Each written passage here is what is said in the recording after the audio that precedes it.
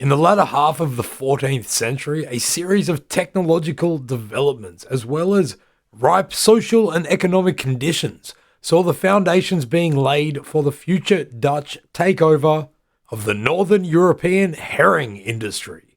Up until then, the herring trade had been dominated by the Danes, Swedes, and the Hanseatic towns of northern Germany and the Baltic Sea, with Dutch and other European consumers happily importing salted herring from those places. Within 200 years, this situation would be completely reversed. The fishing and exporting of salted herring would become one of the cornerstones of the Dutch economy, and Dutch cured herring would come to reach dinner tables all across Europe. This remarkable reversal of fortunes was so integral to the emergence of a Dutch national identity that it would require its own position within the narrative of the emerging Dutch state. From the 17th century onwards, a myth was perpetuated, which credited all of it to a man called Willem Beukelszoon of Biervliet. He was a humble herring fisherman who at some point in the 14th century apparently discovered the process of gibbing, which made this whole economic turnaround possible.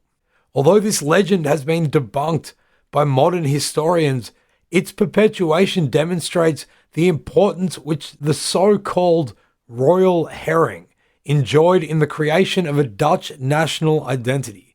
So in this episode of the history of the Netherlands, we are once again going to depart from the power games of the nobility and the wranglings of urban elite and workers' guilds, and we're going to focus on something even more slippery: the herring. Welcome to the history of the Netherlands, where we explore the events and characters that, over time, have transformed a swamp into an amazing modern marvel. Episode 16, The Fishy Tale of Willem Beukelszoon. Your life is dark, wet, and full of terrors, because you are a fish. During the day, you stay some 40 meters below the surface in the murky depths of the North Atlantic Ocean. Your kind can be found all throughout the Atlantic Ocean, but for our purposes, we'll imagine you to be somewhere in the North Sea, around the British Isles, up towards Iceland, around Denmark, Sweden, or even into the Baltic Sea.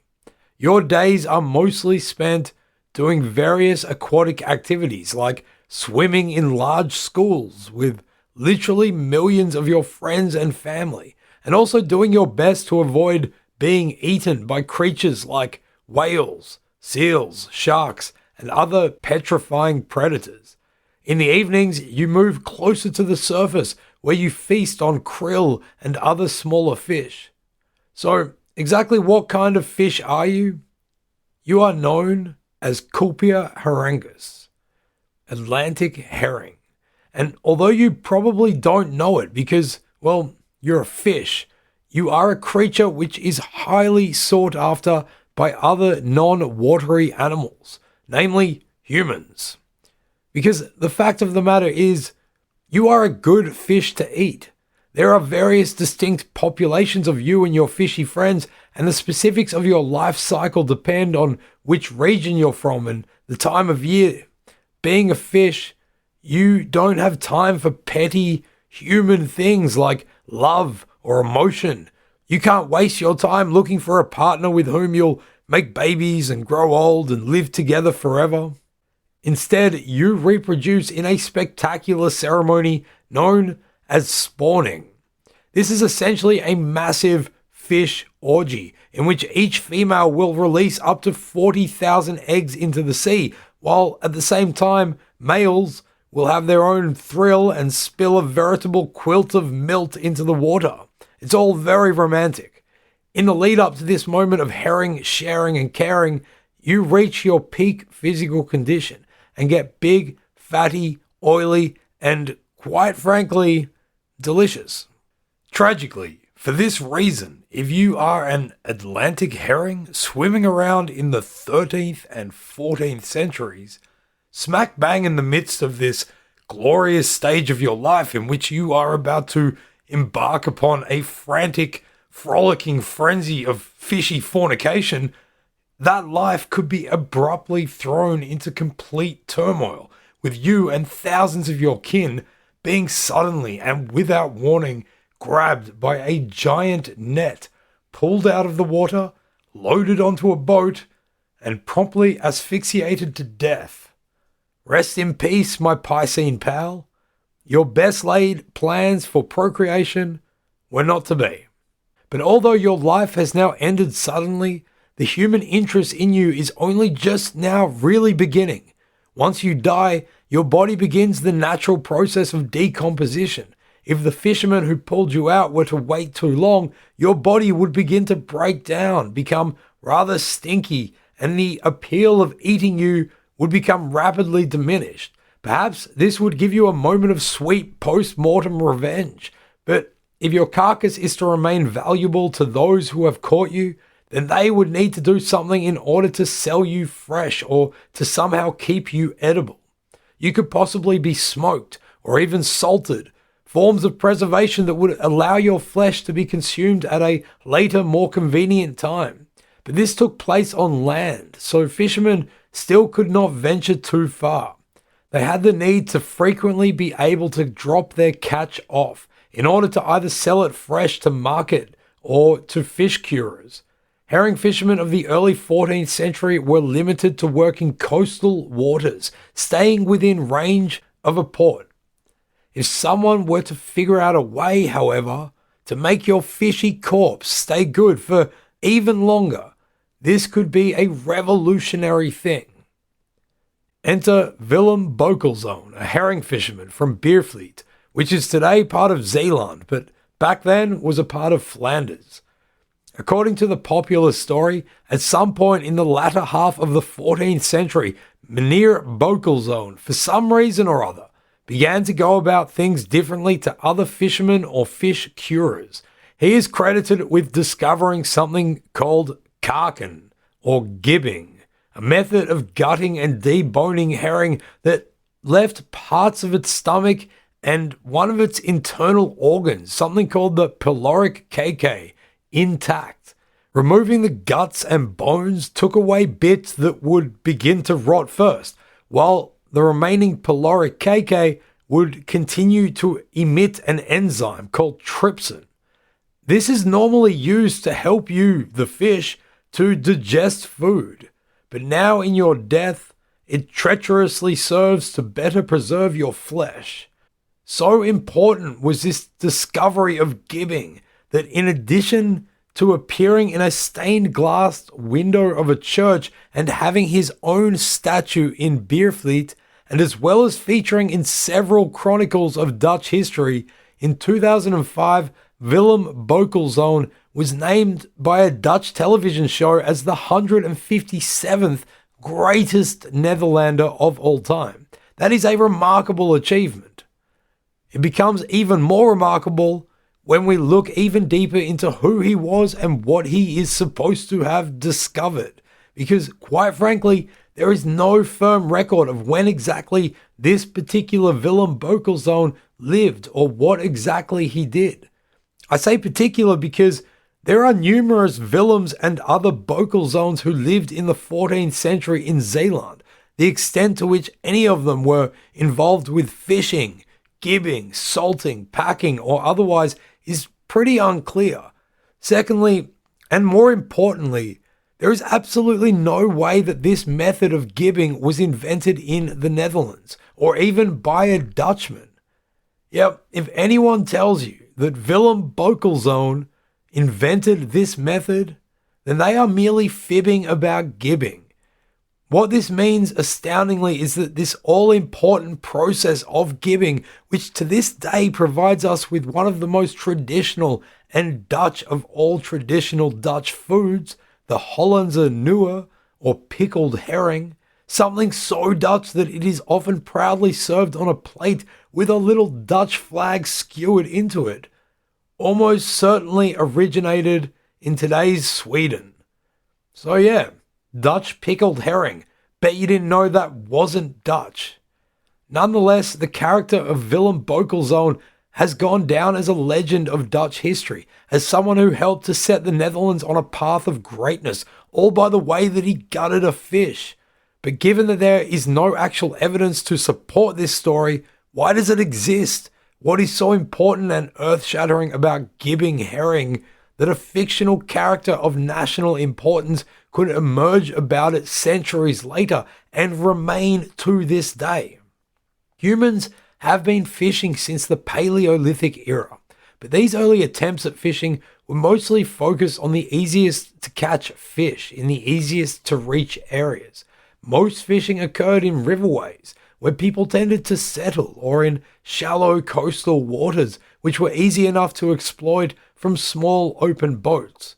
As we have seen in a previous episode, from around the year 1100, people in the Low Countries began their first systematic attempts at changing the environment they were living in by going beyond building terps to constructing small dikes, and then large dikes, and then dams and sluices and other methods to control flooding and manage the water level.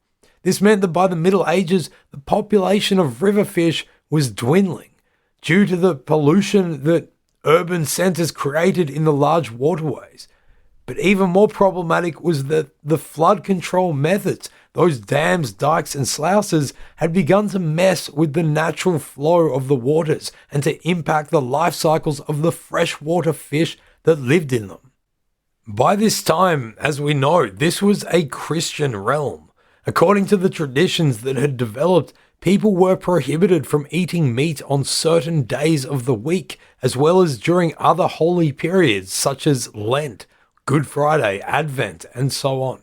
According to the Christian tradition, fish did not count as meat. And besides looking at how this perspective might psychologically affect you, a fish, it allowed medieval pescatarians to rejoice. And on the 130 days a year when meat was prohibited, fish was permitted to be consumed. Because everybody knows that fish don't have feelings. The big problem with fish, however, was that it was not cheap. A huge amount of effort had to go into getting it out of the water and into a market without it going off. Grains were way cheaper in general. Even in times of grain shortage, when the price of bread skyrocketed, fish was still, with a few exceptions, more expensive. For this reason, whatever fishing was done was first on simply a subsistence level, where the fishermen themselves would eat what they caught or use it to feed their family, or perhaps as a duty to the Lord they served or a gift to the local abbey or church. It is estimated that fish would make up somewhere between 3 to 5% of the calories people would consume, but it cost 10 to 20% of their food budget, which is a terrible ratio. For this reason, it was often seen as a rich person's food, and this is testified to in many old paintings in which table displays exhibit lavish banquets with a fish in the center. With the rise of urbanization in the Low Countries, however, a new moneyed class of people had begun to form, that good old commercially driven urban elite, which we were determined not to talk about in this episode, but who have somehow managed to wiggle their way in here regardless. If a fisherman had caught an excess of food which the Lord did not require, this new class of people were able to afford the expense themselves, and the fish market grew that bit bigger. Sea fishing began in the lowlands sometime just after the turn of the millennium. Sea fish like cod, plaice, haddock, and herring, of course, became of ever greater importance. This kicked off in the south earlier than in the north. In Flanders, there is evidence of it from about the 11th century, and in Holland and Zeeland from the 13th century. Small-scale Dutch fishing operations would have fished off the Dutch and English coasts. Herring was best caught in these waters in the winter months when the fish were beginning to spawn and so were at their fattiest. This was also when the supply of other forms of fresh meat began to dwindle. Not yet having access to gibbing knowledge, however, the majority of fish caught would be sold at markets either fresh or lightly salted and semi-preserved, a product often known as korfharing. Lowlander fishermen very often landed off the coast of England and sold their catch into the markets there. After not long, however, the increase of sea fishing off the lowland coast and the English coast was not providing sufficient for the growing demands of a rapidly urbanizing society in Flanders and then also in Holland, Brabant, Zeeland, and Gelders. Over time, Flemish and Dutch fishermen pushed into deeper waters. They learned that as they went further away and north up the English and Scottish coasts, they were then able to follow massive herring shoals south again. The fish would move south as they spawned, so if the fishermen timed it correctly, they would be able to catch bigger and fattier fish. The distances they were now traveling in pursuit of herring, however, was making it more and more difficult to land in England or to bring a fresh catch back to the Low Countries. This was compounded by other problems that arose in the late 13th and early 14th centuries. Piracy was one of them, but significantly so too was the strife that erupted between England and France and Flanders, in which the rest of the lowlands also became embroiled, really from the 1250s onwards, but intensifying with the onset of the 100 Years' War in the 1330s. Basically, Dutch and Flemish fishermen wanting to head ever further out into northern waters could not rely on being able to make land as frequently as the ports of England were sometimes close to them, and anyway, they were still chasing these fatter fish into further deeper waters.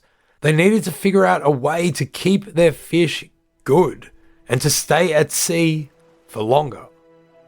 Speaking of trying to keep boats afloat for longer periods of time, here's an ad break. We'll see you on the other side.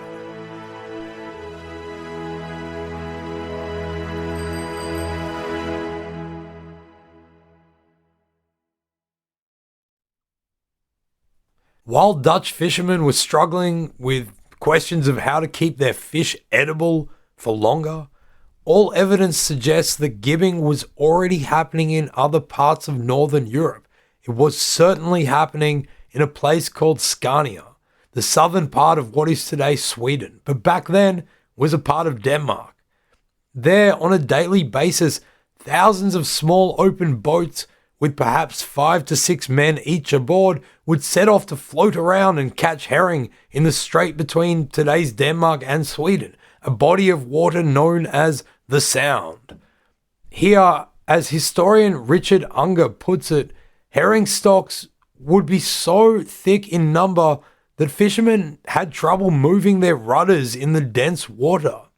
You as a fish would have loved being right in the middle of it, you dirty fish, you.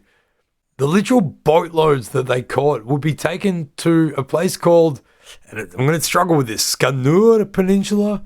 I don't know. We asked Dave, obviously, who's Swedish, to pronounce it, and he gave us this response. Skanur. Thanks, Dave. The Skanur Peninsula was where the fish would be gibbed.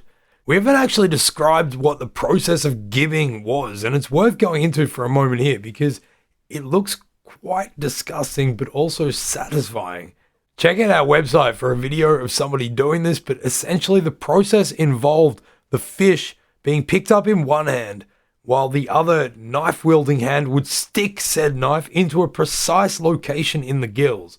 The curer would then push down with their thumb on the underside of the fish and then twist the knife in such a way that when it was pulled from the fish, the insides just suddenly become outsides. The fish would then be tossed into a barrel of salted water and fish blood, which was its brine. And that is how it was made. How this process of gibbing really was discovered or who actually came up with it is absolutely unknown. But like most developments in human technique and knowledge, it was almost certainly a combination of mistake and observation over time. In later centuries, it would be noted what an incredible pace Dutch fishermen would gut fish. They would be able to do approximately one fish every 2 seconds, a lightning pace which no doubt ended up in many cut and detached thumbs. It is likely that the industrial level of processing herring in Scania would have been much the same. Gutting so many fish so quickly would mean that you couldn't pay too close attention to getting everything out. So parts of the stomach and other internal organs would have been mistakenly left in. Whether by one person, a few people, or many, it was eventually noticed what a difference it made to preservation and to taste if the pyloric cacae was left in. What remained after the whole process of gibbing was finished, coming from Scania, was called tonharing, a product which could last for up to 1 year. Once packed, barrels of tonharing could then be submitted to the trade routes of the Hanseatic League and make their way off to markets around Europe. Being so well preserved meant it could travel far distances, going from merchant to merchant, before ending up as food for people who had never heard of Scania or knew what a North Sea was. The Low Countries, and particularly Flanders, was one of the most important destinations along the way. Flanders, as we know, was the major market of the lowlands and one of Europe's biggest hubs of international trade. It was the place where merchants from the Northern Hanseatic League met merchants from the lowlands, England, France, Italy, Spain, and elsewhere. For this reason, the Hanseatic League established a kontor, a trading outpost in Bruges, with merchants and businessmen based there to protect the interests of the League, not least of which was its import of tonharing. But Dutch fishermen, besides scouring their local coast, were also working in and around Scania. In his article, The Netherlands Herring Fishery in the Late Middle Ages, which has become our favourite article of all time in the previous 2 weeks, and upon which we are relying heavily for this episode, Richard Unger notes how, at one point around 1350, Amsterdam, Enkhuizen, Brielle, and 8 other towns from the Low Countries had been given the right to participate in herring fishing in Scania, where they were allowed to bring the fish to shore to be cured. Many of them would certainly have witnessed the gibbing process on Skanur Peninsula, and this is most likely how gibbing actually became adopted by Dutch and Flemish fish handlers in the lowlands, by association with places where it was already happening. Of course, maybe a Willem Beukelszoon did introduce the idea into Dutch tradition in his town of Biervliet, which became a major herring port in the Low Countries, it's fair to be said. But even if he did, then he almost certainly learned about it rather than devised it himself. Most likely is that the idea to gib came through the course of things like travel and cultural diffusion from a variety of people who picked up tricks and life hacks on how to best gut a fish and then either did it, told other people about it, or both. The Dutch word for gibbing is kaken, and pickled herring produced in the Low Countries was known as kakharing. Joining the Danes from Scania in producing very well preserved herring meant that local herring began to be seen more on the continent. By the 1330s, Flemish merchants were selling their herring in France, a product that would be known in French, I assume, as kakharing, but is directly derived from the Dutch kakharing. The French word for pickled herring, by the way, bet you didn't know that was Dutch. This early date suggests that gibbing had already found its way to the Low Countries. Kakharing was also entered into Dutch toll records in 1377. By the end of the century, French merchants were picking up kakharing in Zeeland, and Flemish kakharing was being sold at ports in Flanders, such as Sluis in 1395. So indeed, the act that Willem Beukelszoon is credited with was an important one that did begin to see significant changes in how herring was sold in the lowlands. The increase in Dutch kakharing in Flemish markets provided more problems to the platter of perpetual pressure from which the prince and the patricians in Flanders had to partake. Hansa merchants in Flemish cities fought stiffly to protect their imported tonharing from Scania against incursions by the local Dutch equivalent, kakharing. Their angst only increased due to how vulnerable the Scania herring industry could be to massive unpredictable interruptions.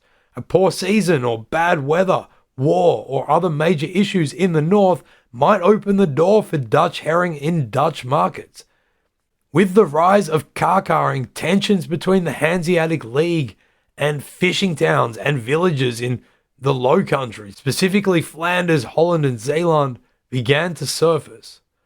This was a delicate situation which, in Flanders, had to be balanced carefully by the Count. The conflict between Scania herring and Dutch herring had direct implications on a culturally important consumer good, because remember, for 130 days of the year, those who could afford it would eat fish. Domestic fishing loads were essential to the availability of fresh fish to the local market. If Dutch herring was cured, it was more likely to make its way to foreign markets because of the distance it could be carried. And so there would not be enough supply to just replace the local demand for fresh fish. As carcaring had more value in more markets, greater portions of a catch would be committed to the preservation station. In 1396, an edict was passed by the Flemish Count which banned the landing of any types of preserved herring in Flanders. This derived firstly from protestations by merchants in Bruges, who had interests in protecting the Hanseatic trade of tonharing, and secondly by the need to protect the supply of fresh fish to local markets. But this ban was quickly ended after it became pretty clear that merchants in Flanders were simply going to travel to Zeeland, where the ban did not apply, and they would just buy preserved herring there instead. When the ban was ended, the new rules, however, only allowed fishermen in the town of Biervliet to sell cured herring, and only for a certain 4-week period, in specially marked barrels, which were not allowed to be sold in Flanders, but which were only for export. These limitations were a massive concession to the anxious Hansa merchants. What didn't lessen their anxiety, but greatly exacerbated it, was the fact that they were still subject to the vagaries of nature. That giant milt fest that we spoke about earlier, where heaps of hornbag herrings would lather the seas around them and each other with their reproductive retinue, was something that merchants and fishermen could not control. Whether it was due to overfishing or a climatic change in weather conditions between the 1390s and 1420s, Scania supplies of herring began to dwindle. There would even be years of catastrophe when herring simply wouldn't show up to the party. That circumstance is a contender for the saddest party ever. 5 Danish fishermen alone on a boat in the early 1400s looking at an empty sea where they had expected to see literally millions of fishy friends. When tonharing couldn't be supplied by Hansa merchants, this did give an opportunity for the Dutch fishermen to fill that gap. And it was at this point that the Dutch herring industry began its astronomical rise. As we've seen, gibbing was nothing new. They'd been exposed to it and they'd been using it already for years. What was truly revolutionary around this time was the way that they solved the problem of needing to return to port daily in order to bring the herring in fresh. And the solution for it was magnificent and simple.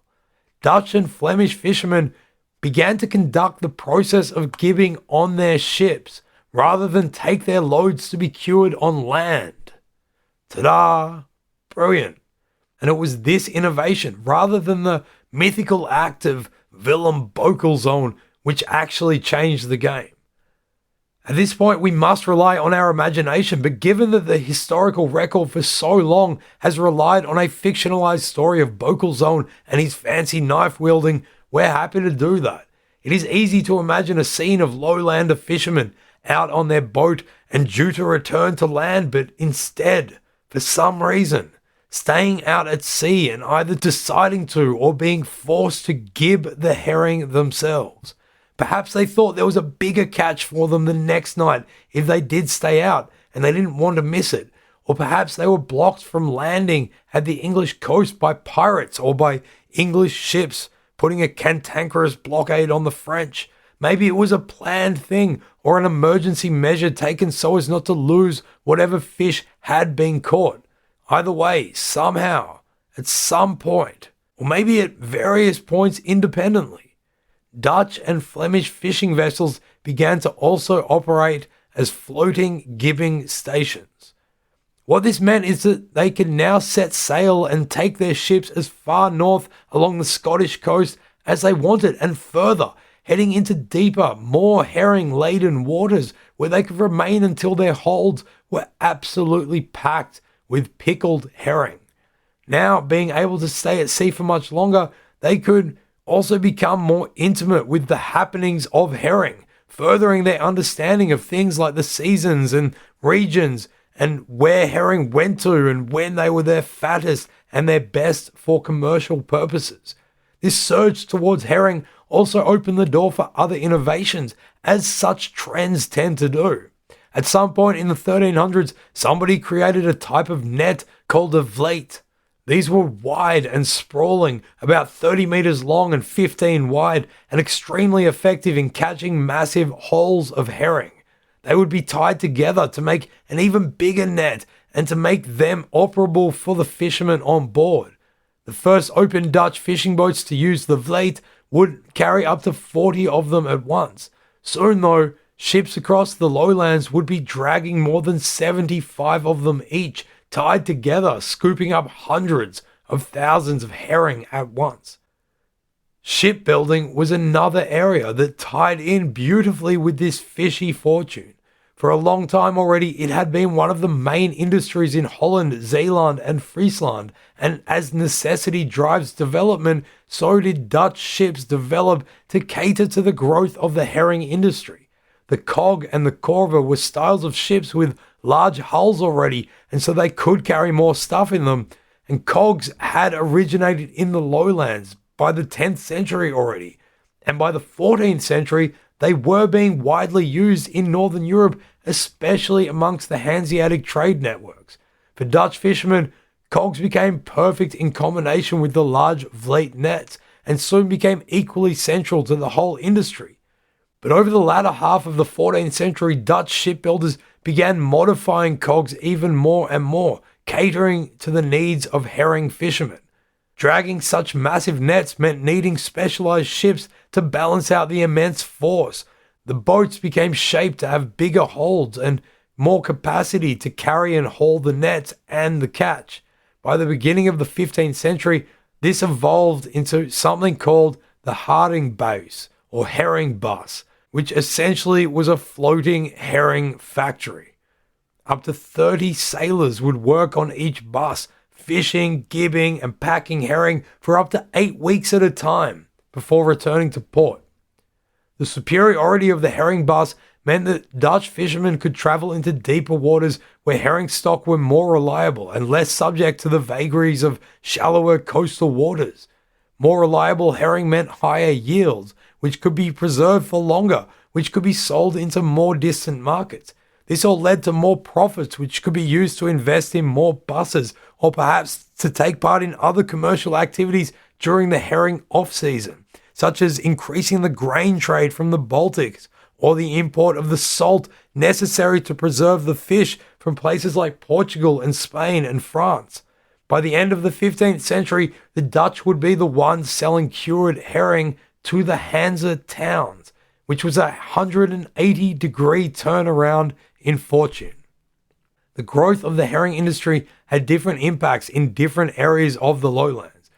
In the northern coastal areas of Zeeland and Holland, there were also certain social and political conditions that existed, which seemed to favor this boom of industry and to allow its growth in a way that was different from in Flanders. The right to trade was something that was granted by a lord, as was the right to hold a market. This was the same in both Flanders and Holland. Taxes and duties had to go upwards, and the best way for lords to know how much of a product had come through their territory and how much money they were owed was to create a staple port for that good. That way a central body could do things like run quality control and regulate the money flow. As we know, the Count in Flanders at first suppressed car-carring, trying to cater to the lobbying of Hanseatic merchants there. In Holland, however, although Amsterdam was in league with the Hanseatic League, there was no Hanseatic pressure in towns like The Hague and Leiden.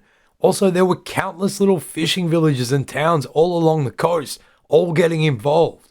So even though lords in Holland attempted to make staples for cured herring, such as in Biervliet, Houston, and Naarden, the egalitarian nature of herring fishing in Holland meant all the other towns just protested or simply ignored it. Eventually, the idea was done away with completely, and small towns and villages were able to continue growing with the herring industry. Townspeople could invest in fishing operations or get work as crew or in some other role. Also, whereas in Flanders, or even also in England, every part of the coastline fell under the direct rule of some seigneurial lord, in Holland, there is no record of a lord gaining rights to a beach market. Fishermen in Holland could just bring their boat up onto the sand, set up shop, and sell what they caught without having to pay dues that they certainly would have owed on an English or Flemish beach. In Holland, there was also no tithe levied by the church on sea fish, and this was not the case in other areas. In Holland and Zeeland, most rights to a tithe stemmed out of the 11th century, and by the 14th century, they'd been appropriated by seigneurial lords, lay lords. Tithes had to be approved by the Pope, and it was way more difficult for a bunch of random lay lords in the far-flung swamp of Christianity's corner to get a tithe approved than it had been for the ecclesiastic power brokers in the 11th century. As the commercial sea fishing industry only developed in Holland in around the 13th century, no new church tithes were able to be made around them. So the combination of all these things formed the solution to the problem facing Dutch fishermen. They could sell their vast quantities of fish, which they had preserved themselves, at beach markets in Holland and Zeeland for a good price and without the overheads that they would have needed elsewhere. It was overall a cheaper and more profitable option. Flanders, as we well know, had a set of social, political, economic, and geographic conditions that were all its own. Being caught between major powers, having a powerful prince as a ruler, but also being the home of fiercely independent and rich cities in which merchants, landowners, and workers all fought for power amongst themselves. The herring industry had to enter into this, and it was eventually taken over in Flanders by the same wealthy urban elite in towns like Bruges and Ghent as most other industries. But the small fishing villages and towns in Flanders were not able to prosper as much as they were in Holland.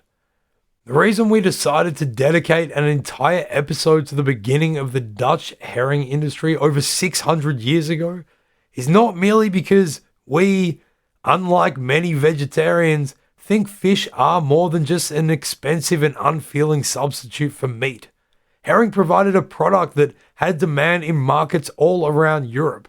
Innovations in the Low Countries in things like making nets, onboard gibbing, and shipbuilding allowed the Dutch to take over a whole industry, one which relied on international trade cooperation and large initial investments, one which needed many highly skilled and many unskilled workers cooperating, one which required the import of the necessary raw materials to turn an unfinished product into a marketable one, and one which required merchants to then sell it throughout the continent, and bookkeepers and accountants to make sure that everybody received their share of the profit. This was setting up the foundations for what would later become a transcontinental trade system, which did much the same, albeit on a grander scale. As for Willem Beukelszoon, whoever he was and whatever he did, his name belongs now to history, even if only as the personification of this period of technological innovation in gutting fish. Although we'll never know what role he really did play, if any, in the process of moving gibbing onto ships, it is his name which has filtered down throughout the ages and is the one which is now still so remembered. In the 1660s, in the period just after the successful Dutch revolt against Spain, sorry, spoiler alert there, a stained glass window was created in Biervliet in honor of Willem Beukelszoon and of his supposed invention of kaken. In it, he's wearing orange, blue, and white, which were the colors of the new Dutch national flag. In one hand, he holds a knife, and in the other, he's holding a herring. By the 1600s, the Dutch herring industry would be so entrenched in the new national identity that some of its biggest towns, like Enkhuizen, would bear crowned herrings on its city coat of arms.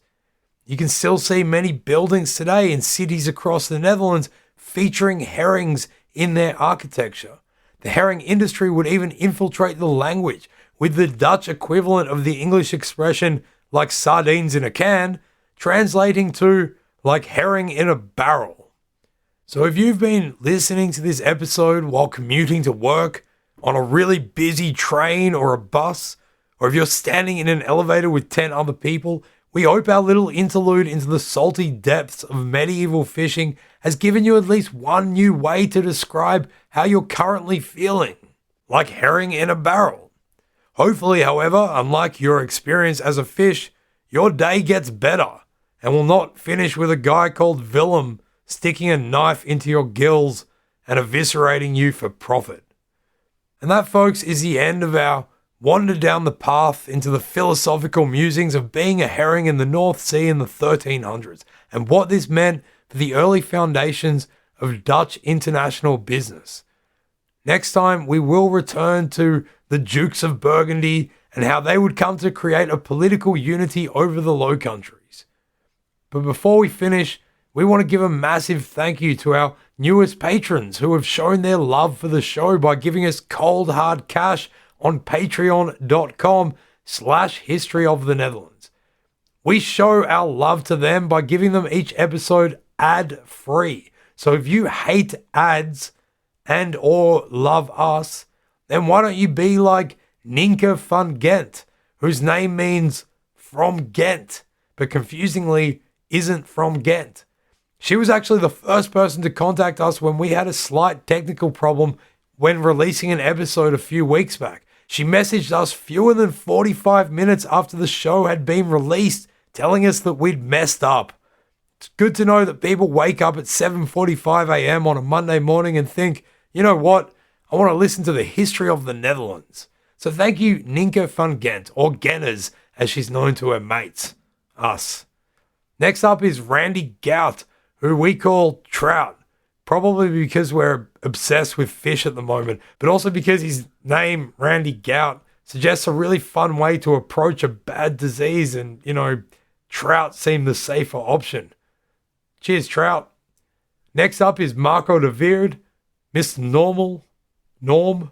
He pledged us $2.50 per episode. What a legend. So we're going to say his name 2.5 times. Marco de Weerd. Norm. Last but not least is Jeroen Peters Panman. And that is just a brilliant name. Mr. Peter Panman from the Netherlands. Jeroen, you don't need a nickname. You just keep being you. And everybody else should also try to be like Meneer Peters Panman. Sprinkle your fairy dust over us at patreon.com/History of the Netherlands and help us fly to Neverland. And that's it for now. Until next time, doei.